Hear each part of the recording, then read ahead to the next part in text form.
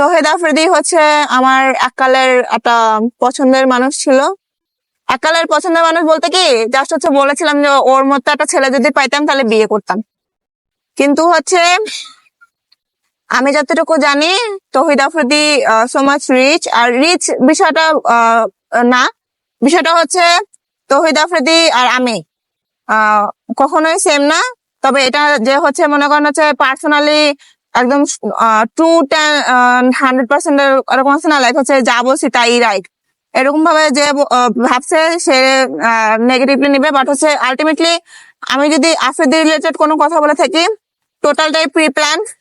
কোনো না কোনো ভাবে হচ্ছে আমাদের মধ্যে দেখা হয়েছিল, কথা হয়েছিল, কিছু একটা হয়েছিল, যার কারণবশতই মূলত হচ্ছে আমি কিছু কনফ্লিকশন আর কিছু মিডিয়া অ্যাট্রাকশন নেওয়ার জন্য মূলত অনেক জায়গায় অনেক আফ্রিদি রিলেটেড অনেক রকমের কথা বলেছি। বাট আলটিমেটলি কেউ বলতে হবে না যে হচ্ছে আফ্রিদিকে ফাঁসানোর জন্য বা আফ্রিদিকে হচ্ছে কোন একটা কিছু মানে দাবি করার জন্য আমি আফ্রিদি রিলেটেড কোনো কিছু বলছি। এটা জাস্ট মিডিয়ার একটা রিলেশন।